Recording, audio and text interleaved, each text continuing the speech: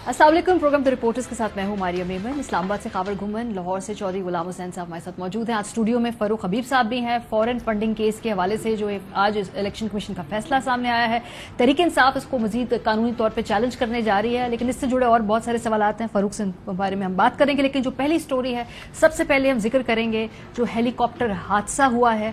Core commander Quetta समेत जो 6 अफसरान और एहलकार उनकी शहादत की तस्दीक हो गई है। इस मौके पे पूरी कौम सोगवार है। वज़ीर आज़म पाकिस्तान हों, साबिक वज़ीर आज़म इमरान खान साहब हों, सदर ममलिकत हों, आर्मी चीफ हों, सब ने अपने इस मामले में ताज़ियत का इजहार किया। शोदा की खिदमात को खराज तहसीन पेश किया, उनके घर वालों के साथ इजहार यकजहती किया।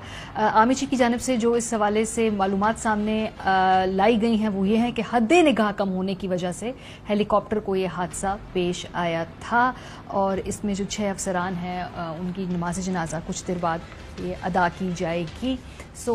बड़ा ही अफसोसनाक वाक़या है। टीम ARY और टीम रिपोर्टर्स की जानिब से भी हमें इनके घर वालों का दिली करना चाहूँगा, कुछ इसमें करेक्शन करनी है। नहीं, एक फैक्ट जनरल सरफराज साहब के बारे में, अल्लाह ताला उनके जन्नत नसीब करे। ये इनकी नवी पोस्टिंग थी बलूचिस्तान के अंदर। ब्रिगेडियर बनने तक 6 पोस्टिंग उनकी हुई। उसके बाद ये कोयटा कमांड स्टाफ कॉलेज है, वहाँ पे उनको उसको हेड किया। IGFC थे और उसके बाद ये अब लास्ट उनकी पोस्टिंग जो है कोर कमांडर जो 12th कोर, बहुत बड़ा एरिया है and he was leading from front. उनके बारे में जितने भी लोगों से बात करें ऑन ग्राउंड, जो लोगों से मेरी बातचीत हुई है, जो लोग जानते हैं, मेरे एक दोस्त हैं, उनके बेटे के साथ इनका बेटा क्लास 12 है, तो वो बताते हैं कि जो जनरल सरफराज थे, वैसे तो कोई भी पाकिस्तान का जो मिलिट्री के अंदर जो जनरल के ओहदे तक पहुंचता है प्रोफेशनली, आप मुख्तलिफ इम्तहानात के बाद उस ओहदे तक पहुंचते हैं, लेकिन कुछ ऐसे अफसरान होते हैं कि एक होता है ना, ही इज़ अ सोल्जर, तो he was thorough general as well as soldier. अल्लाह ताला उनको करवट नसीब करे और तमाम उनके जो लवाहिकीन हैं उनको सब्र जमील अता करे। घर वालों को सब्र दें, खास तौर पे बच्चों को ऑब्वियसली, और जो भी इमीडिएट फैमिली मेंबर्स हैं। आगे बढ़ते हैं जी। आज की जो बड़ी दूसरी अहम स्टोरी है फॉरेन फंडिंग केस, जिसको PTI ममनुआ फंडिंग केस कहती है, हुकूमत वाले उसे फॉरेन फंडिंग केस कहते हैं। उसका फैसला सामने आ गया 8 साल बाद। ये फैसला बिल आखिर जो सामने आया है उसको अगर हम आपको क्विकली बता दें, उसके अहम निकात, उसके बाद हम फरूक हबीब साहब से उससे जुड़े सवाल भी पूछेंगे। कहते हैं जी कि तमाम तर रिकॉर्ड, जो इस फैसले में कहा गया कि तमाम तर रिकॉर्ड और मज़कूरा बाला बहस को मद्देनजर रखते हुए ये मामला आइन के आर्टिकल 17(3) और पॉलिटिकल पार्टीज ऑर्डर 2002 के आर्टिकल 3 और आर्टिकल 2C(3) के जुमरे में आता है। लिहाजा पॉलिटिकल पार्टीज रूल 2002 के रूल 6 के तहत इल्जाम अलह पार्टी को नोटिस जारी किया जाता है कि क्यों ना मज़कूरा बाला ममनुआ फंड्स को जब्त कर लिया जाए। इलेक्शन कमीशन ऑफिस को हिदायत की जाती है कि मामला वफाकी हुकूमत को भेजने समेत इस फैसले की रोशनी में कानून के मुताबिक कोई और कार्रवाई बनती है तो उस पर भी अमल किया जाए। इंटरेस्टिंगली इस फैसले के सामने आने के बाद अभी तक मैं गिन रही थी, कुछ 16 जो PDM इत्तेहाद की शख्सियात हैं वो सामने आई हैं, यानी सुबह से 2-2 करके वो प्रेस कॉन्फ्रेंस कर रहे हैं, तो तकरीबन 8 प्रेस कॉन्फ्रेंसेज अभी वो कर चुके हैं इस फैसले के सामने आने के बाद। राना सनाउल्लाह साहब ने कहा जी फैसले की रूह से ये सामने आया है कि इमरान खान एक मुस्तनिद झूठे साबित हुए हैं। उनका क्या रद्द-ए-अमल है, जरा देखिए। इस फैसले की रूह से अब तो ये मुस्तनद एक झूठा इंसान है। आज एक आईनी अदारे ने वो उसे चोर डिक्लेयर किया है, उसे जालसाज डिक्लेयर किया और उसे झूठा डिक्लेयर किया है। अब मैं समझता हूँ कि अगर उसमें कोई शर्म, वैसे है तो नहीं, लेकिन उसे कोई शर्म है तो उसे चाहिए कि आज वो अपने उन अल्फाज से माफ़ी मांगे लोगों से जिनके खिलाफ वो इस किस्म की हर्जासराई करता रहा है, और खुद जो है वो मुस्तफ़ी हो। जी, उससे थोड़ी देर बाद एयाज सादिक साहब आए, वो भी प्रेस कॉन्फ्रेंस की उन्होंने अपने एक PMLN के साथी के साथ, और इसी केस के ऊपर चंद घंटे के बाद एक और प्रेस कॉन्फ्रेंस। बहरहाल बेहतर समझते होगी नून लीग की इतनी प्रेस कॉन्फ्रेंस की जरूरत क्यों पेश आई। बहरहाल वो कहते हैं जी गले से चोरी करते हुए पकड़े गए हैं खान साहब। यहाँ तो इमरान खान साहब का हाथ गले में फंस गया है और ये गले से चोरी करते हुए पकड़े गए। ऊपर छापा पड़ गया, ऊपर से छापा पड़ गया। थोड़ी देर बाद खुर्रम दस्तगीर साहब आए, यानी कि अभी भी इस पर रद्द-ए-अमल काफी नहीं था कि एक और प्रेस कॉन्फ्रेंस करनी पड़ी, और उसमें खुर्रम दस्तगीर साहब ने आके क्या कहा, जरा देखें। इमरान खान नंगे आदम, नंगे दीन, नंगे वतन, ना पहले सादिक अमीन थे, अब उस पर मोहर लग चुकी है। ये भी काफी नहीं थी। पीपल्स पार्टी भी चूंकि पीडीएम है तो उनकी तरफ से भी प्रेस कॉन्फ्रेंस की गई। फैसल करीम कुंडी साहब ने भी आके प्रेस कॉन्फ्रेंस की और उस पर जो रद्द-ए-अमल दिया, उन्होंने कहा जी इंटरनेशनल चोर, इंटरनेशनल डाकू, इस तरह के अल्फाज खान साहब के लिए इस्तेमाल किए। आप डिक्लेयर हो चुके हैं कि आप पाकिस्तान के इंटरनेशनल लेवल पे, इंटरनेशनल भी आप चोर निकले, इंटरनेशनल डाकू निकले। और वो जो एक झूठा सादिक और अमीन का आपके पास एक शख्स ने जो परवाना दिया था, इस किस्म के सर्टिफिकेट घुमाकर आप सादिक और अमीन नहीं बन सकते। जी, बहरहाल और भी प्रेस कॉन्फ्रेंसेस थी। हनीफ अब्बासी साहब भी बड़े दिनों बाद आके इस पे प्रेस कॉन्फ्रेंस कर रहे थे, पता नहीं वो किस कैपेसिटी में कर रहे थे। तो कोई हमने देखा 16 के करीब आज प्रेस कॉन्फ्रेंसेस इसके ऊपर हुई हैं। सो अभी आप लोग इसको फैसले को हुकूमत ने आज जिक्र नहीं किया, लेकिन बहरहाल उनके हाथ में ये चीज है कि वो रेफरेंस बनाए या इसको जैसे भी आगे मामले को लेके जाएं। अभी इमीडिएटली कानूनी का इसके ऊपर क्या स्ट्रैटेजी है पाकिस्तान? देखिए, बात ये इस गड़े में तो ये खुद गिरे हुए हैं और 16 प्रेस कॉन्फ्रेंसों में उन्होंने तो जाते जाते मैं बात करता चलो, उन्होंने ना आम आदमी की बात की होगी, ना महंगाई कम करने की बात की होगी, ना मुल्की मैशियत के हवाले से बात की होगी। ये बातें उन्होंने जरूर की होंगी। कुछ फैक्ट्स एस्टेब्लिश हुए हैं कि पाकिस्तान तहरीक इंसाफ एक वाहिद सियासी जमात है मुल्क के अंदर जिसके पास तमाम तर अपना जो है वो रिकॉर्ड भी मौजूद है और पैसा उसका बैंकिंग चैनल से आया है, जिसने सियासी फंड रेजिंग की बुनियाद रखी है। ये चाहते हैं कि बैरून मुल्क पाकिस्तानी जो हैं वो अपनी मर्जी की पॉलिटिकल पार्टी को सपोर्ट करना बंद कर दें। ये चाहते हैं बैरून मुल्क पाकिस्तानी की तामीर और तरक्की में अपना किरदार अदा करना छोड़ दें। 32 अरब डॉलर वो ओवरसीज पाकिस्तान को भेजते हैं। सिर्फ 2-3 अरब डॉलर के लिए IMF से इनके बयानात हैं कि उन्होंने नाको चने चबवा दी हैं, नाक से लकीरें निकलवा दी हैं तमाम तर आवाम के ऊपर महंगाई का बोझ डालने के ऊपर भी। लेकिन ये 32 अरब डॉलर वालों को ये कहते हैं कभी ये भारतीय फंडिंग है, कभी ये कहते हैं इजरायली फंडिंग है, कभी कहते हैं ये फॉरेन फंडिंग है। इनका केस था कि आज के फैसले पर पीटीआई पर बैन लगेगा, पीटीआई का निशान वापस ले लिया जाएगा, पीटीआई के मुंतखब जो मेंबरान असम्बली हैं वो डिस्क्वालीफाई हो जाएंगे। ये तमाम चीजें आज के फैसले के अंदर शामिल नहीं है। अब आ जाए, एक चार्जशीट है जो इलेक्शन कमीशन ने स्क्रूटनी कमेटी की बुनियाद पर बनाया है। ये मेरे पास वो चार्जशीट मौजूद है। इस चार्जशीट को मैं आपके शो के सामने मुस्तरद कर रहा हूं। इससे हमारा बड़ा खुलेआम इख्तलाफ है। इलेक्शन कमीशन की बुनियादी तौर के ऊपर इस्तेदाद कार ही नहीं है। ये बड़ा पॉइंट समझने का है, एस्टेब्लिश कर लें कि ये कानूनी तौर के ऊपर इलेक्शन कमीशन की जिम्मेदारी है कि उसने हर साल हर पार्टी के गोशवारे जांच पड़ताल करके एक्सेप्ट करने हैं। हमें 2013 में इंतखाबी निशान इशू हुआ, पीपल्स पार्टी नून लीग को इशू हुआ, वो ऑडिटेड अकाउंट उसी तरीके से एक्सेप्ट किए गए हैं इलेक्शन कमीशन की जानिब से। पहले तो ये इनकी नाअहली है, इसके बाद इनके पास किसी किस्म का कोई फाइनेंस का इंटरप्रिटेशन का सिस्टम ही नहीं है। ये कहते जी 4 साल स्क्रूटनी कमेटी के पास केस पड़ा रहा। ये हमारी नालायकी है, इलेक्शन कमीशन की नालायकी है। या बार-बार डिले मांगते रहे ना, आपने को 54 डिलेज मांगे, वकील चेंज किए, 8 साल आप डिले करते रहे। उसके बाद आप कहते हैं कि साथ फैसला करो, क्लब करके फैसला करो। क्विकली रिस्पॉन्ड कर देता हूं क्योंकि मेमोरीज बड़ी शॉर्ट होती हैं। इसमें मैं आप ही के शो पे एक्सप्लेन कर चुका हूं कि इसमें एक तो लीगल पिटिशनर का कानूनी राइट होता है कि वो किसी पिटीशन को टेक्निकल ग्राउंड्स पे चैलेंज करता है, दायर करने वाले के लोकस स्टैंड को करता है। इसमें 1.5-2 साल तो हनीफ अब्बासी साहब खा गए, जो सुप्रीम कोर्ट में केस 2016 में लेके गए थे। फैसला 2017 नवंबर में आया। उसके बाद इलेक्शन कमीशन ने स्क्रूटनी कमेटी बनाई। 4 साल स्क्रूटनी कमेटी ने लगाए, 100 से ज्यादा इजलास हुए। अगर कैपेसिटी होती इसको देखने की तो यहां पर कोई प्रॉपर ऑडिटेड होते, ऑडिट अकाउंट्स होते। इसमें क्या चीजें निकल रही है मजा का खेज। एक नासिर हुसैन है, यूएसए में पाकिस्तानी दोहरी शौरियत के हामिल हैं, उनकी बीवी है रुमेता सेठी। अब ये ऐसा ही है कि शुएब मलिक और सानिया मिर्जा के जो असासे हैं वो अलग अलग हैं और वो मुश्तरका नहीं है। एक मिसाल दे रहे हैं ना, मसलन वसीम अकरम हमारा भाई है, शनीरा अकरम जो है वो हमारी जो है वो भाभी हैं, वो ऑस्ट्रेलियन है, पाकिस्तानी हैं, तो उनकी कंट्रीब्यूशन को डाल दें वो अलग-अलग हो जाएगी। अब नासिर हुसैन का खुद चेक किया नादा अपनी रिपोर्ट में लिख रहे हैं कि वो दोहरी शौरियत का हामिल है, वो $27,500 देते हैं। ये $27,500 से किसी मुल्क के खिलाफ साजिश होती है तो मुझे बताएं, ऐसी 100 साजिशें हम किसी मुल्क के खिलाफ कर लेते हैं। इसके अलावा आप ये बताएं कि एक ब्रिस्टल कंपनी का लिखा हुआ है, वो माजिद बशीर यूएई के अंदर बड़ा बिजनेसमैन है, उसने अपना एफिडेविट इलेक्शन कमीशन में जमा करवाया है कि ये उसकी पर्सनल कंट्रीब्यूशन है जो उसने दी है। इसी के अलावा जो वुल्टन की बात करते हैं, वहां पर क्रिकेट मैच एक नुमाइशी मैच था, उसके बाद 15-20 एमिनेंट पाकिस्तानी थे जो डिनर था। इमरान खान ने उन्हें कन्विंस किया कि मेरी पॉलिटिकल तहरीक को आप सपोर्ट करें, उन्होंने फंड दिया। वहां पे ये कंफ्यूजन है कि क्या वो लोग शौकत खानम के लिए फंड दे रहे थे या ये क्लैरिटी है। बिकॉज ये अच्छा, भी इस पे कंफ्यूजन हम फाइनेंशियल टाइम्स को चैलेंज करने जा रहे हैं। मैं ऑन रिकॉर्ड आपको बता रहा हूं कि उनकी जो फाइनेंशियल टाइम्स पे जो इन्होंने रिपोर्ट प्लांटेड छपवाई है उसमें बहुत ज्यादा कॉन्ट्राडिक्शंस हैं। ये कोई चैरिटी मैच नहीं था, ना ही मैच के दौरान को फंड रेजिंग हुई है। ये तमाम पैसा जो है वो एक नुमाइशी मैच हर साल करवाते थे वहां पर लोग इकट्ठे होते हैं, उसके बाद एक डिनर था, उस डिनर पे पैसा इकट्ठा हुआ। लेकिन इसमें एक बड़ा बुनियादी सवाल है कि ये जो तमाम पैसा है, ये पैसा हमारा अपना रिकॉर्ड बता रहा है, ये हमारे बैंक अकाउंट्स के अंदर आया हुआ है। इसमें कुछ ऐसी चीज नहीं है जो कि अनडिस्क्लोज्ड हो।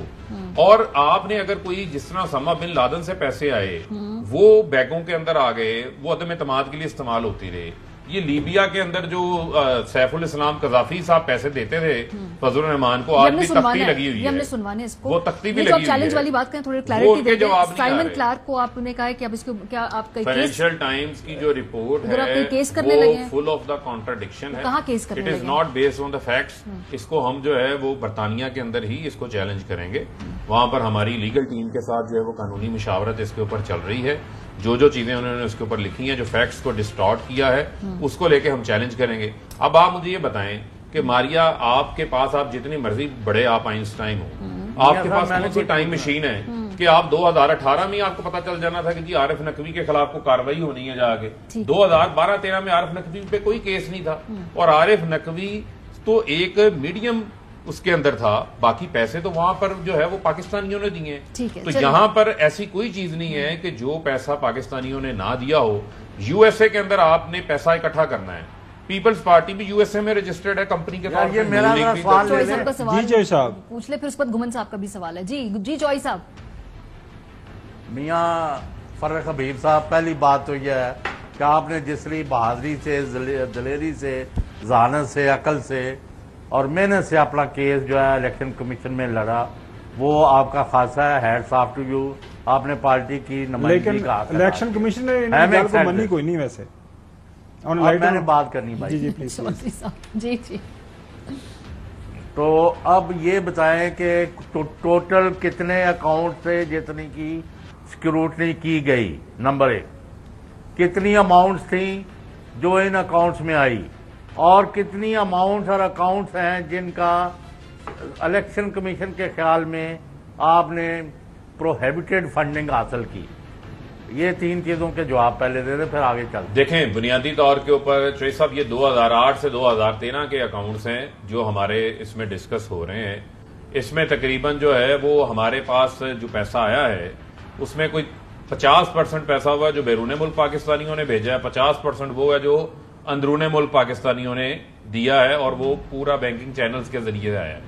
जो ये बात कर रहे हैं इलेक्शन कमीशन के आपने कुछ अकाउंट्स डिस्क्लोज नहीं किए, वो हमारे रीजनल अकाउंट्स हैं। मतलब पीटीआई लाहौर में मियां महमूद रशीद ने अकाउंट खोल लिया लाहौर दफ्तर का किराया देने के लिए, तो पैसे सेंट्रल ऑफिस से जा रहे थे। वो ऐसे ही है कि चौधरी गुलाम हुसैन साहब का एक अकाउंट इस्लामाबाद में है, एक लाहौर में। आप इस्लामाबाद में आपकी तनख्वाह आती है, उस तनख्वाह को आप लाहौर के अकाउंट में डाल दें तो वो ये कहेंगे कि जनाब ये पैसे आपने डिस्क्लोज नहीं किए। तो वो कोई नई आमदन नहीं थी कि कोई बाहर से पैसा आ रहा था। वो तमाम अकाउंट्स जो हैं, कुछ हमारे रीजनल अकाउंट्स थे 2008-2013 के अंदर। उसके बाद हमने अपनी जो फाइनेंशियल मैकेनिज्म है उसको मजीद स्ट्रिक्ट किया।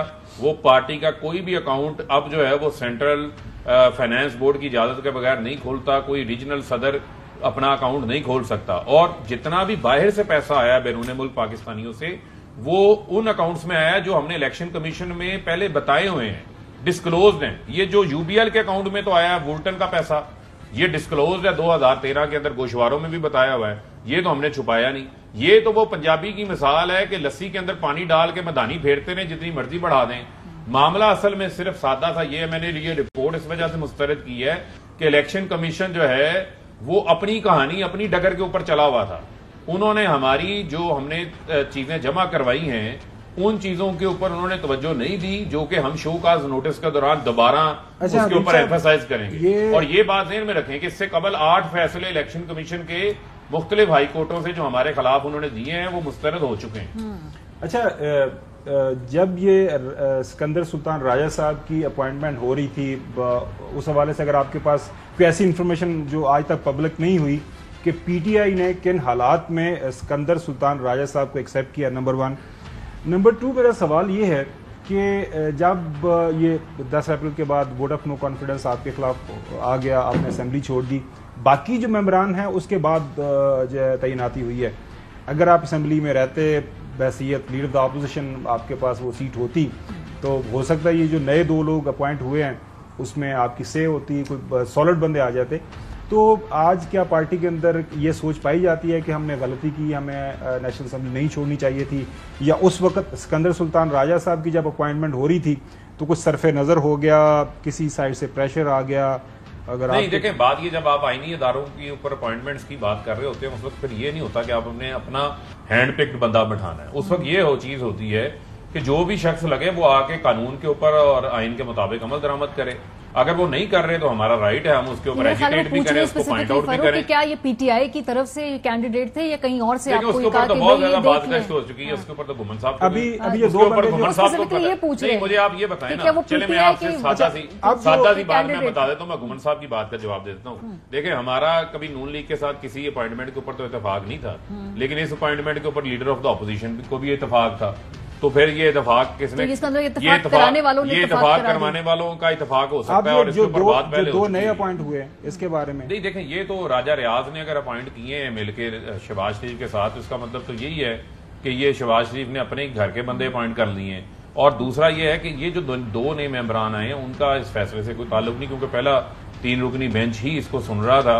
जो पहले एक सिंध के मेंबर आई थिंक एक बलोचिस्तान से हैं, वो इसको सुन रहे थे चीफ इलेक्शन कमिश्नर के साथ, तो उन्होंने ही इसके ऊपर जो फैसला दिया। लेकिन उनमें से एक मेंबर जो सिंध के हैं उनके ऊपर डबल तनख्वाहें लेने का रेफरेंस जो है वो सुप्रीम जुडिशल काउंसिल में मौजूद है, और चीफ इलेक्शन कमिश्नर के खिलाफ हम सुप्रीम जुडिशल काउंसिल में रेफरेंस देने जा रहे हैं। फैसला महफूज करके अनप्रेसिडेंटेडली उन्होंने पीडीएम के रहनुमाओं से मुलाकात की। मुलाकात के बाद आके प्रेस कॉन्फ्रेंस होती है, 2 दिन बाद फैसला भी जो है वो सामने आ जाए। चलिए, अब ये तो आपका फैसला सामने आएगा, हम इसमें कुछ जो बातें आप कहते हैं हम अगले लेवल पे जवाब देंगे ना, जब आपने दोबारा इसको केस को आगे देखिए, ये तो हम कन्विंस करेंगे किसी इंडिपेंडेंट फोरम के ऊपर ये चीज जाए तो ये इसके पल्ले कुछ नहीं। फरूक, आपकी तो स्टांस ये है ना इस पर कि हम जो ये 16 अकाउंट के बारे में बता रहे हैं इसको हम कन्विंस करेंगे कि जी हमारी फंडिंग, ये भी हम कन्विंस करेंगे। उसके साथ साथ एक और भी प्ली है कि जिस बड़ी स्पीड लगाई है, अब थोड़ा सा लाडलों के ऊपर भी लाड वाला हाथ उठाए ना।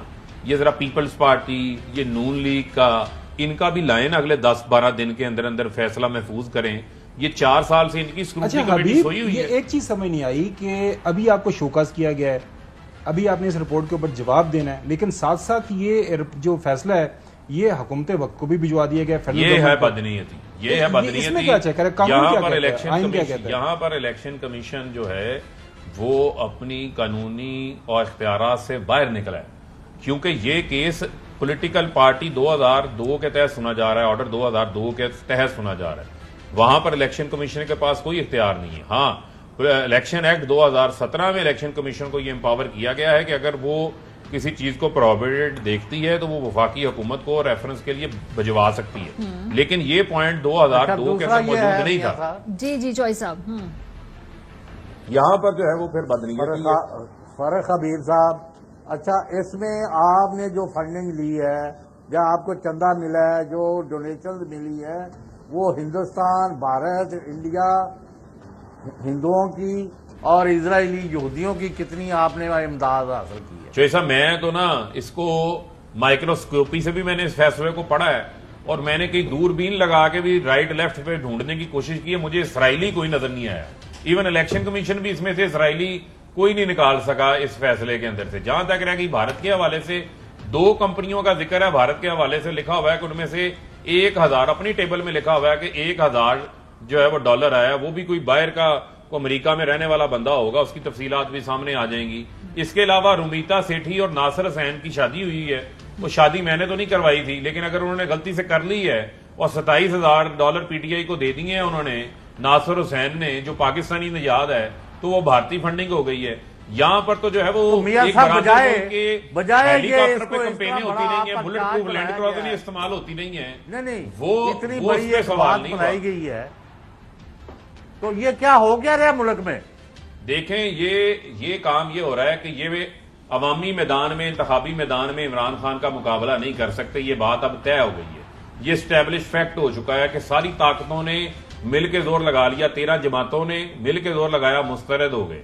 अब जो है वो चोर दरवाजे ढूंढे जा रहे हैं। मैं इनको ये बताना चाहता हूं, इसमें भी इनको नाकामी होनी है। इसमें भी जो है ये जो गड़ा इन्होंने खोदा है उसमें ये खुद गिरे हुए हैं। ये 64 करोड़ रुपए का हिसाब नून लीग का नहीं आया अभी तक इलेक्शन कमीशन में। 36 करोड़ रुपए का पीपल्स पार्टी ने हिसाब देना है, बल्कि पीपल्स पार्टी वाले तो हंस देते हैं, वो कहते हैं यार हमसे क्यों रिकॉर्ड पूछते हो, हमने कभी कोई चीज ऑन द रिकॉर्ड की नहीं है, हमारे तो सारे खाते ही ऑफ द रिकॉर्ड होते हैं, मतलब खूब खाते। अच्छा, पंजाबी में उसे कहते हैं। एक जो हमारे इसमें एक जो ऑब्जर्वेशन है ना, सुबह का चूंकि हम ये केस फॉलो कर रहे हैं, जिस अंदाज से ये प्रेस कॉन्फ्रेंस कर रहे हैं, इनकी बॉडी लैंग्वेज देखें, नून लीग के लोग हों, पीपल्स पार्टी के लोग हों, बाकी दाएं बाएं से जो है ना तबला नवाज और हम नवाज, वो ये जाहिर कर देता है कि ये लोग बहुत डरे हुए हैं। उनको डर ये है कि अगर इमरान खान को हमने ये कोई तकनीकी जंग करके ना गिराया, इमरान खान को कोई इस तरह के जो है फैसले से नॉकआउट ना किया, तो ऑन ग्राउंड जो ज़मीनी इंतखाबात के अंदर हमारे नताइज हमारे खिलाफ आए हैं, तो वो हमें बहुत मार पड़ेगी। इस मुल्क की सियासत का दिवालियापन आपको इस बात से नजर आ जाएगा कि इमरान खान की सारी जिंदगी सबके सामने है, कि सारी जिंदगी उसने सारी दुनिया से पैसे इकट्ठे करके इस मुल्क के अंदर वो बंदा, वो शख्स पैसे लाया हर जगह के ऊपर। आप इसमें कोई क्या बंदा इसके ऊपर कमेंट करे, आप उसको ये साबित करने की कोशिश कर रहे हैं आज जो मैंने नजर आई है। और ये इतनी बदकिस्मती है कि ये शख्स जो है ये मुल्क दुश्मन है, ये शख्स जो है मुल्क के अंदर जो है कोई दहशतगर्द तंजीम एज चला रहा है। ये शख्स जो है ये पैसा इकट्ठा करके इसलिए मुल्क के अंदर लाया ताकि मुल्क के अंदर कोई जो है ऐसा इंतशार फैला दे कि मुल्क तहस नहस हो जाए। और तो आज इनको मुंह छुपाते फिरना चाहिए। एग्जैक्टली नहीं, वो मुंह नहीं छुपा रहे, चॉइस अब ठहर जाएं। वो ये बात कह रहे हैं कि इलेक्शन कमीशन ने अपना फर्ज पूरा कर दिया। आज आसिफ साहब का मैं आपको बयान सुनवा देती हूँ। वो कहते हैं जी अब विफाक का यानी जो हुकूमत है उसका फर्ज है कि ये अदालतों को सबूत भेजें, फिर इन सबूतों का जायजा लिया जाए। तो ये हुकूमत के हाथ में वैसे एक अहम कार्ड है, वो क्या कार्ड है? ख्वाजा आसिफ साहब ने थोड़ा सा इसका अंदिया दिया। आज फैसला दिया है, इलेक्शन कमीशन ने अपना फर्ज अदा कर दिया है। अब ये हमारा फर्ज है कि आज ये एग्जीक्यूटिव इसको जो है इसको भेजे, और अदलिया का फर्ज है कि जिस एविडेंस के ऊपर ये फैसला उस एविडेंस को देखे। वो जो आप कहते थे ना 17 मील का प्राइम मिनिस्टर को इतना भी कोई उनके पास है इतना बड़ा कार्ड विफाक के अंदर आपके खिलाफ जो है केसेस मूव कर सकते हैं, तो ऐसे ना आप उनका मसला इनका क्या है? इनका मसला ये है कि ये सारे नंबर गेम के अंदर है। अपने नंबर नहीं बनाने होते, मियां साहब को नंबर बनाने हैं कि मैंने इतनी जुबान चलाई है, मैंने बड़ी प्रेस कॉन्फ्रेंस की है। वो जंगल में होता है ना, मैं लफ्ज यूज नहीं करता, लेकिन वो आनियां जानियां जो होती, मेरी आनियां जानियां देखो, यानी वो कहते हैं इंग्लिश की सही है कि लुक बिजी डू नथिंग। वो आज इन्होंने काम किया 16 प्रेस कॉन्फ्रेंस करके। ओ भाई मेरे, ओ पढ़ लो, ओ आइन का आर्टिकल 17(2) पढ़ लो। मैं मुफ्त ट्यूशन देने के लिए हाजिर हूं आप लोगों को। और आप जो है वो पॉलिटिकल पार्टी ऑर्डर 2002 की आर्टिकल 15 पढ़ लें, जिसमें डेजोल्यूशन ऑफ पार्टी का जिक्र है। आपने बताना है फॉरेन फंडेड पार्टी बैन उस वक्त होती है कि वो मुल्क की सॉवरेनिटी के खिलाफ काम कर रही हो, वो मुल्क के अंदर दहशतगर्दी को प्रमोट कर रही हो, किसी और मुल्क के एजेंडे को प्रमोट कर रही हो। जब तक आप वो सेटिस्फाई नहीं कर सकते, कोई पार्टी बैन नहीं हो सकती। यही तो इनको समझ नहीं है। और ये आपने रेफरेंस बनाना है, 10 बार बनाए, 100 बिस्मिल्लाह बनाए, 15 दिन के अंदर सुप्रीम कोर्ट ऑफ पाकिस्तान में फैसला जाना है और आपने उसको फिर साबित करना है वहां पर। यहां पर आप साबित, यहां पर मुझे बताएं $100 से अपना या $1000 से मुल्क की सॉवरेनिटी चैलेंज हो गई है। वो इमरान खान जो पाकिस्तान को वर्ल्ड कप बना के देता है, वो इमरान खान जो पाकिस्तान को शौकत खानम हॉस्पिटल बना के देता है, वो इमरान खान जो मुल्क की पाकिस्तान के लिए, इस्लामी दुनिया के लिए जो है वो नमूसे रसालत का मुकदमा लड़ता है, उसके ऊपर आप फॉरेन फंडिंग का इल्जाम लगाएंगे। फारूक, वो जो आपकी स्क्रूटिनी कमेटी की रिपोर्ट है उसके अंदर उस वक्त के पता नहीं वही मौजूद हैं इलेक्शन कमीशन के अंदर, वो जो डीजी लॉ हैं, वो ये कहते हैं कि उसके अंदर लिखा हुआ है स्क्रूटिनी कमेटी की रिपोर्ट के अंदर कि इमरान खान ने जो भी अकाउंट्स प्रेजेंट किए हैं हमारे पास वो बिल्कुल ऑडिटेड शुदा है और उसके अंदर किसी तरह का कोई मसला नहीं है, कोई नॉमिनी नहीं है, और वो साइन करके गए हुए हैं सिक्योरिटी, वो जो स्क्रूटिनी कमेटी है। अब ये मौजूदा चीफ इलेक्शन कमिश्नर हैं, अब इनकी समझ नहीं आ रही कि इन्होंने जो एक स्क्रूटिनी कमेटी का तस्दीक शुदा एक जो फैक्ट है उसको सरफे नजर कर दिया है। और फिर हमें अनीता, ये क्या नाम है हमारी, रुमीता शेट्टी। अच्छा, जो रुमीता वो के बॉलीवुड नाम लग रहा है, वो पाकिस्तान में बहुत मशहूर हो गई है। हाँ, उसको बना के सुबह का वो यही लग रहे हैं कि जी इंडियन पैसा आ गया, तो यहूदी पैसा आ गया, तो आई डोंट नो। वो बैरी सी शनैप था ना एक, वो वहां पर एक इमिग्रेशन लॉयर है, उसकी फर्म है, वहां पर कामोगी का आसिफ चौधरी है जो कामोगी का रहने वाला है, न्यूयॉर्क के अंदर है, वो अपनी वीडियो बयान दे चुका है। ये अभी माजिद बशीर भी सामने आ जाएगा। अभी ये मुझे एक ट्वीट की है, वैसे एक काम करें, एक आसिफ है नामी, उसने पेपॉल से अपनी फर्म से $100 कंट्रीब्यूट अपने पार्टी के लोगों से बता रहे हैं। अपने जो पाकिस्तान के अंदर लोग हैं ना आपके मौजूद, उनसे नहीं। मेरी बात तो सुने ना, मशवरा आपको दे रहा हूं, उनसे पैसा उनसे चंदा इकट्ठा करें, क्योंकि आजकल चूंकि टिकटें काफी महंगी हो गई हैं, इन तमाम लोगों को टिकटें भिजवाएं और अगली पेशी में इनके सामने इनको पेश करें। पाकिस्तानी बड़े तगड़े हैं। हमने जो हमारे देखें, पहले दो चीजें क्लियर कर दें। ब्रिस्टल कंपनी जिसका जिक्र है $1 लाख का, उसने अपना एफिडेविट दिया है। आरिफ नकवी ने अपना एफिडेविट जो है वो सबमिट किया है। इसके अलावा ये जितने अकाउंट्स आए हैं, यूएसए LLC जो है, जो फंड इकट्ठा करने का वहां पर तरीकाकार है, वहां से वो नोटराइज्ड अकाउंट्स आए हैं। जिन लोगों के नाम लिखे हैं कि ये इनको लगते फॉरेनर्स हैं, वो पैसा कितना आया हुआ है? वो चंद $1000 है। अब चंद $1000 के ऊपर इतना तूफान खड़ा कर देना, ये मैं बता रहा हूं कि इसमें से निकलना कुछ नहीं है इनके लिए। ये चंद दिन के लिए तसल्ली देने के लिए इनके लिए बहुत अच्छी चीज है, अदरवाइज इसके पल्ले एक और नुकता है ना, वो कह रहे हैं जी जो खान साहब ने बयान हलफी जो लफ्ज इस्तेमाल कर रहे हैं जमा कराया अदालत के अंदर, उसमें मारिया बयान हलफी जरा उनकी छेड़ है ना। हाँ, तो उन्होंने कहा जो उन्होंने वहां पे जमा कराया इलेक्शन कमीशन के पास जी, वो इनएक्यूरेट था, उसमें जो है वो गलत साबित हुआ। तो इसका मतलब है कि वो सादिक और अमीन और तमाम जो हमारे फैसिनेशन है ना इसके साथ। पहली चीज तो ये है कि ये कोई इमरान खान के कुछ जाती एहसासों का मामला नहीं था, उसकी जाती टैक्स रिटर्न का या मिस डिक्लेरेशन का मामला नहीं है। ये एक एस्टेब्लिश फैक्ट है। हनीफ अब्बासी ने, पूरी नून लीग ने एड़ी चोटी का जोर लगाया था। इमरान खान ने 40 साल कमाई का हिसाब दिया था, 60 डॉक्यूमेंट्स दिए थे, अपना लंदन फ्लैट कैसे बनाया, पैसा कैसे आया, बनी गाला की जायदादें कैसे बनी, उसमें मैं नहीं जाना चाहता। यहां पर जो ऑडिटर ने, और ऑडिटर कौन है? Top rated, top 10 auditors, QCR rated. इनका ऑडिटर कौन है? इनके अपने ऑडिटर्स ने इनके अकाउंट्स क्वालिफाई किए हुए हैं। और मैं एक और चीज बताता हूं, इमरान खान के दस्तखतशुदा लेटर बहुत याद आ रहा है। मैं चैलेंज कर रहा हूं, नून लीग ने 2013, 14, 15 के जो अपने अकाउंट्स जमा करवाए हैं, वो सदर पार्टी का नवाज शरीफ था, साइन कर रहा है राजा जफरुल हक। पीपल्स पार्टी का सदर जो है वो जो है अपना बिलावल और जरदारी हैं जो जॉइंट चेयरमैन है, साइन उनकी जगह जो है वो उनके सेक्रेटरी जनरल कर रहे हैं। वो वैसे ही कानून के खिलाफ है। वहां नहीं कार्रवाई। मासूम लोग हैं, ये हर जगह के ऊपर अपने नहीं, वो कानून के खिलाफ है। अच्छा, मुझे किसी रिपोर्टर ने बताया, उसने कहा जी तहरीक इंसाफ वालों से अगर आपकी बात हो ना, चले आए हुए हबीब साहब, इनसे इनको बता भी देते हैं। वो कह रहे हैं कि वो एक कागज मांगते, ये 3 कागज जाके दे देते, हमारा ये भी पैसा आया, हमारा ये भी पैसा हुआ। देखें पनामा कितना बड़ा स्कैंडल हुआ, कोई एक रसीद आप निकाल सके नवाज शरीफ साहब की, कहीं को डायरेक्टली आपको मिल जाए? आज तक मनी ट्रेल वो तो एक वो मिल गया, जो भी वो उनका अकामा था वो किसी जगह से निकल आया। मनी ट्रेल नहीं आप उन्होंने जनाब अरब रुपया सऊदी अरब से उस मनी ट्रेल के चक्कर में, उस मनी ट्रेल के चक्कर में उन्होंने कुछ सीखे, उस मनी ट्रेल के चक्कर में उन्होंने बॉक्स ऑफिस के ऊपर 3 सुपरहिट फिल्में चलाई।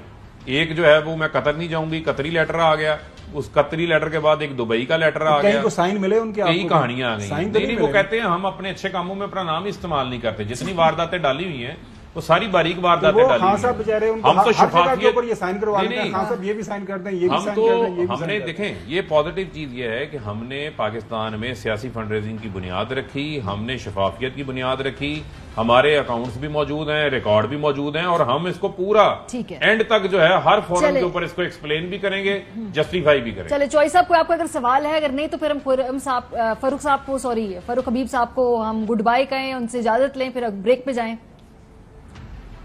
नहीं, एक सवाल तो है कि अब गवर्नमेंट जो है आपके खिलाफ अगर पार्टी को यानी आउटला यानी बैन करने के तजवीज़ बनाए, सुप्रीम कोर्ट भेजे या किसी और फोरम पर, और आपके लोगों की पकड़ दकड़ करना चाहे, आपने इस एस्पेक्ट को देखा है कि जिस तरह आज वहां भेजा गया उनको फैसला नहीं है भाई। इनका तो 2 लाइनें थी कि शोकाज करते कि भाई आप आगे अपने एक्सप्लेन करें। शोकाज नोटिस की बजाय 68 पेजेस भी दे दिए और साथ ये भी दे दिए। जो ऐसा बात यह है कि वो 68 पेजेस जो आप पढ़ेंगे उसमें अपनी कंट्राडिक्शन नजर आती है इलेक्शन कमीशन की, लेकिन इस हुकूमत जो ये बैठी हुई है, इस हुकूमत के पास किसी किस्म का कोई जवाब नहीं है। पहले ये अपने अकाउंट्स का हिसाब दें, और दूसरी बात यह है कि ये रहेंगे तो फिर ये अपनी मैलाफाइड इंटेंशन को जो है वो आगे बढ़ाएंगे। इनका बहुत जल्द धड़न तख्ता होने जा रहा है। पाकिस्तान की अवाम मजीद नुकसान बर्दाश्त नहीं कर सकती, ना महंगाई बर्दाश्त कर सकती है। वो इमरान खान को कह रहे हैं निकलो और इनको घर भेजो और नए इंतखाबात कराओ, और हम अब ज्यादा देर सब्र करने वाले नहीं है इस मामले में। इसी पॉइंट पे जी ब्रेक लेते हैं। बहुत शुक्रिया, फारूक हबीब साहब हमारे साथ मौजूद थे। आएंगे तो जो फॉरेन फंडिंग के इल्जामात एक दूसरे पे लगाते रहे माजी पे, जरा वो आपको सुनवाते हैं कि बैरून मुल्क से पैसा लेने का इल्जाम किसने कब कब लगाया। ब्रेक के बाद हमारे साथ रहिए। वेलकम बैक जी। जैसा कि हमने आपको प्रोग्राम के पिछले हिस्से में बताया कि सुबह से कोई 6-7 प्रेस कॉन्फ्रेंसें हो चुकी हैं हुकूमती इत्तेहाद की जानिब से। ये जो फैसला सामने आया है इलेक्शन कमीशन ऑफ पाकिस्तान का, खुर्शीद शाह साहब भी उन लोगों में शामिल थे जिन्होंने एक प्रेस कॉन्फ्रेंस की और उसमें उन्होंने बताया कि किस तरह दुश्मनों से पैसे लेकर सियासतदान लोगों को बेवकूफ बनाते हैं। उनकी पूरी जो बात का लबे लबाब है उन्हीं की जुबानी सुनते हैं हम। जब हमारे सियासतदान ये हरकतें करेंगे, दुश्मनों से पैसा लेके अपने पाकिस्तानियों को बेवकूफ बनाने की कोशिश करेंगे और लोगों को धोखा देंगे, तो ये मैं समझता हूं कि बहुत बड़ी जुल्म होगी पाकिस्तान के साथ। मेरे ख्याल है खुर्शीद शाह साहब उस बिलावल भुट्टो जरदारी के बयान का जिक्र कर रहे हैं जहां पे उन्होंने इल्जाम लगाया था नवाज शरीफ साहब पे कि किस तरह उन्होंने उसामा बिन लादेन से पैसे लेके बीबी साहिबा की हुकूमत गिराई थी। मेरा ख्याल है उसका जिक्र कर रहे हैं। क्या बिलावल ने कहा, जरा देखिए। ये पहले उसामा बिन लादेन से फंडिंग लेता था शहीद बीबी की हुकूमत को गिराने के लिए, तो फिर क्या उसका नियत साफ हो सकता है? या फिर वो रहमत शाह अफरीदी साहब के इस बयान के बारे में बात कर रहे होंगे खुर्शीद शाह साहब, जहां पे वो पूरा अहवाल बता रहे हैं उस मुलाकात का जिसमें ये पैसों का लेन देन और ये जो सारी बात नवाज शरीफ साहब की उसामा बिन लादेन साहब से हुई थी। ये जरा सुने। मियां साहब ने जिस तरीके से उनको राम किया था, मुझे अभी तक याद है, उनके एक्शन भी मुझे याद है कि जिस तरीके से बिल्कुल ही उनके पाँव पे यहाँ पे हाथ लगाया था। मुझे ये आवाज है कि I love also जहाद, Nawaz Sharif ने कहा, क्योंकि उनकी अंग्रेजी मेरी तरह है तो उस पर असामा बहुत सख्त नाराज हो गए। अच्छा, तो फिर ये इन्होंने कहा कि अब फिर साढ़े माई बाप हो, ये मुझे ये लफ्ज अभी तक याद है। रात को हमारी मुलाकात हुई असामा के साथ, असामा ने बताया कि मैंने उनको वहां कर दिया है 150-1.5 अरब रुपए का। 1989 की बात है। तो 1.5 अरब रुपया मियां नवाज शरीफ साहब ने उसामा बिन लादेन से लिए थे। या फिर शायद खुर्शीद शाह साहब अपनी ही शहीद कायद बेनजीर भुट्टो के इस बयान के बारे में बात कर रहे होंगे जहां पे उन्होंने इल्जाम लगाया कि किस तरह बिन लादेन ने नवाज शरीफ साहब को उनकी हुकूमत गिराने के लिए पैसे दिए। 1989 की बात है कि उसामा बिन लादेन ने $10 मिलियन भेजा था। उसामा बिन लादेन को नवाज शरीफ से मिलाया और कहा कि ये हमारी मदद कर रहा है $10 मिलियन के हवाले से, मुझे मालूम। अब इन तमाम बयानात को आपने सुन लिया। दोबारा एक दफा खुर्शीद शाह साहब का आज का बयान सुनिए कि सियासतदान पैसे लेके कैसे बेवकूफ बनाते हैं लोगों को, वो जो सब कह रहे थे। जब हमारे सियासतदान ये हरकतें करेंगे, दुश्मनों से पैसा लेके अपने पाकिस्तानियों को बेवकूफ बनाने की कोशिश करेंगे और लोगों को धोखा देंगे, तो ये मैं समझता हूं कि बहुत बड़ी जुल्म होगी पाकिस्तान के साथ। बेशक गुमन साहब, जुल्म तो था अगर आप पैसे लेकर एक पाकिस्तानी मुंतखब हुकूमत गिरा रहे हैं उस वक्त 1990s में, और उसको बेनजीर साहिबा ने खुद इल्जाम लगाया। कोई 2nd-3rd टियर लेवल की लीडरशिप नहीं बात कर रही, बीबी ने खुद ये तो हकाइक हैं, बार बार हमें दिखाना चाहिए और हम दिखाते रहेंगे। नहीं, लेकिन वो तो बाहर से पैसे तो दुश्मन मुल्कों से तो कोई लिखा नहीं है। 68 पेजेस में कहाँ लिखा है कि इंडिया या इजराइल से पैसे लिए इमरान खान ने या पीटीआई ने? आपको देखें वो तो बात ही नहीं बनी। अब ये जो यहाँ से डाके और चोरियां करते हैं और लूट रहे हैं मुल्क को, वो यानी वो मतलब कोई इबादत कर रहे होते हैं। तरतीब देखें, ये जो प्लान बनाया गया ना, FT में स्टोरी अपीयर होती है, उससे पहले जो है हुकूमती इत्तेहाद चीफ इलेक्शन कमीशनर से मिलता है, FT में स्टोरी आती है, अचानक से प्रेस रिलीज आ जाता है कि नेक्स्ट डे जो है ये हो जाएगा, ये फैसला आ जाएगा। फैसला आता है, फैसला आने के बाद ये सारी की सारी प्रेस कॉन्फ्रेंसेस देखें, एक काफी थी, लेकिन ये एक प्लान का हिस्सा था कि हमने इसको हैमर करना है। अभी आपने शायद का कान का नहीं चलाया। अच्छा, हाँ, अच्छा सुबह से लेके, अच्छा अभी फैसला आता है, स्क्रीनशॉट सर्टन स्पेसिफिक वो जो है सोशल मीडिया के ऊपर जो है एक स्ट्रेटेजिक मीडिया सेल मिनिस्ट्री करती है। अच्छा, मैं वही बता रहा हूँ कि एक पूरे का पूरा प्लान है कि इस इशू को हैमर करो कि इमरान खान ये यहूदी एजेंट है, हिंदुस्तान का एजेंट है। लेकिन एवेंचुअली देखें, एक चीज इनमें रखिएगा, ये मेरे ख्याल में नून लीग के और पीपल्स पार्टी के जो जोमा है उनको जेहन में रखना चाहिए कि ये 2022 है, 2022 में लोगों के पास इंफॉर्मेशन जो है ना सेकंड्स के अंदर पहुंचती है। जितना मर्जी आप झूठ बनाने की कोशिश करें, जितना मर्जी आप प्रोपेगेंडा करने की कोशिश करें, इवेंचुअली उसका ना ब्लो बैक आता है और वो आपको सामना करना पड़ेगा। ये जो सारी चीजें हैं, अब असगर खान केस का आपको पता है, सुप्रीम कोर्ट ऑफ पाकिस्तान की तरफ से एक फैसला आ चुका हुआ है कि उस वक्त की IGI को पैसे दिए गए और पैसे दे के वो इलेक्शन जितवाया गया। अब वो सारी की अगर तफसील चेक करें कि वो जिस बैंक से पैसे लिए गए थे उस बैंक के अंदर सारे पैसे हलाल मौजूद थे, कहां से पैसा कहां को उस पर बैंक ने कई बिजनेसेस किए। तो मेरे ख्याल में ये खामखा की एक्सेस कर रहे हैं। अवाम के पास इनको जाना पड़ेगा और पाकिस्तानी अवाम इस वक्त काफी बाशऊर हो चुकी हुई है। नहीं, एक और खावर घुमन साहब आप ठीक फरमा रहे हैं मारिया, ये एक और बड़ा एस्पेक्ट है कि पाकिस्तानी जो 1 करोड़ के करीब पाकिस्तान से बाहर हैं, वो $32 बिलियन उन्होंने पिछले साल पाकिस्तान भेजा है। वरना तो आज यहाँ तो किसी के तन पर कपड़ा नजर ना आता, किसी के पेट में रोटी नजर ना आती। जो हशर किया है इन्होंने, अब उनको सब के सब पाकिस्तानियों को पाकिस्तान से मुतनफर करने का, क्योंकि वो सारे के सारा गालिब अक्सरियत PTI और पाकिस्तान के लिए खड़े हैं और इमरान खान पर वो यानी उनके कहने पर कुछ भी करने को तैयार है पाकिस्तान के लिए। ये उनको मुतनफर कर रहे हैं, वो पाकिस्तान के असासे को पाकिस्तान से दूर कर रहे हैं। ये एक बहुत बड़ी घिनौनी साजिश कर रहे हैं। अपने पल्ले है कुछ नहीं, 4 महीने होने को है 2-4 दिनों के बाद जब से ये हुकूमत में आए हैं। इनका मैंने कहा कोई एक कारनामा आप बता दें, तो आज तक तो कोई नजर नहीं वो चौधरी साहब, आपको पता नहीं है कि 2008 में जब आए थे मोहतरम नवाज शरीफ सऊदी अरेबिया से, एक बुलेट प्रूफ भी आई थी, उसके बाद मुबैना तौर पर एक हेलीकॉप्टर भी आया था। और सर ये जब ये इनके अपने केसेस खुलेंगे ना, इनको समझ नहीं आएगी जाना किधर है। बुनियादी तौर पर मुद्दा इनके सामने एक ही है। मुद्दा क्या है कि इमरान खान को इंतखाबात के अंदर हम हरा नहीं सकते। एक ही तरीका है इमरान खान या पाकिस्तान तहरीक इंसाफ की सियासत खत्म करने का कि मिल मिला के कुछ इस तरह की कार्रवाई की जाए जो कि आज हमें सामने नजर आई है, कोई अदालतों से फैसला किया जाए। एग्जैक्टली, और इमरान खान को जो कानूनी तौर पर कोई नाकआउट किया जाए, अदरवाइज सियासत के अंदर हम इनका सामना नहीं कर सकते। यही सारी की सारी स्टोरी है। इसको वापस आके ब्रेक से पूछते हैं कि इसके आगे पाकिस्तान तहरीक इंसाफ और बाकी जमातों की सियासत क्या होगी, क्योंकि क्या एक लटकती तलवार है? क्योंकि आज अगर ये तहरीक इंसाफ के सर पे लटक रही है, सर के फिर तमाम सियासी जमातों के जब ऑडिट होंगे तो कमोबेश वहां पे भी बहुत मिस अप्रोप्रिएशन और इनएक्यूरेसीज निकलेंगी। तो ब्रेक के बाद जरा हम बात करते हैं।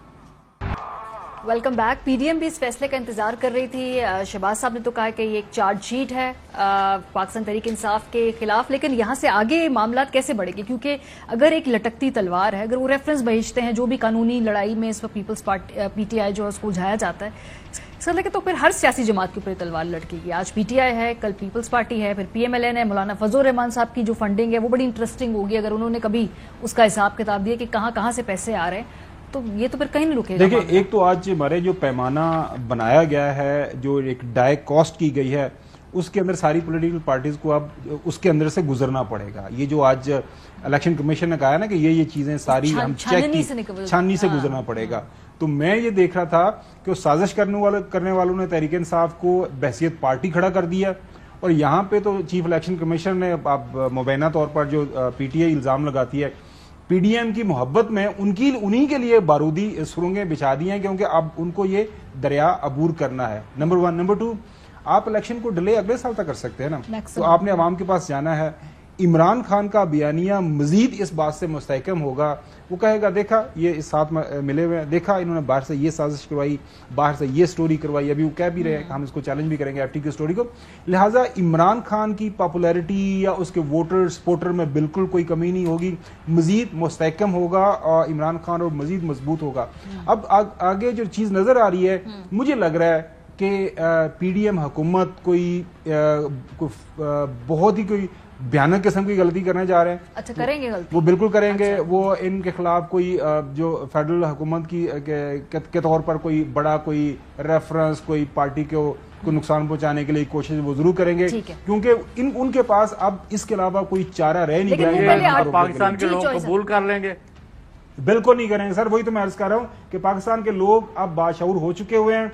वो आप इनका एहतसाब करेंगे बैलेट बॉक्स के जरिए। ये नून लीग और पीपल्स पार्टी के जो लीडरान है उनको ये बात समझ आ जानी चाहिए, नहीं समझ रहे। अब इस बात की समझ नहीं आ रही, वो इस उम्मीद में है कि किसी ना किसी तरह इमरान खान कहीं गायब हो जाए, पीटीआई कहीं हवा के अंदर मोलक हो जाए और हमें खुला मैदान मिल जाए, नाहल हो जाए, नॉकआउट हो जाए, सुजनियां। हाँ। ये है चौधरी साहब। बाकी आप बताएं कि आप चले चौधरी साहब, अभी प्रोग्राम का यहाँ पे जो है वक्त वो खत्म हो गया है। बहरहाल जी, ये जो ममनुआ फंडिंग केस है जिसको हुकूमत फॉरेन फंडिंग केस कहती है, बहरहाल ये मामला किसी एक जमात पे आके रुकेगा नहीं। अगर आज पाकिस्तान तहरीक इंसाफ है तो पीएमएल पीपल्स पार्टी को भी फंडिंग के अपने हिसाब देने पड़ेंगे।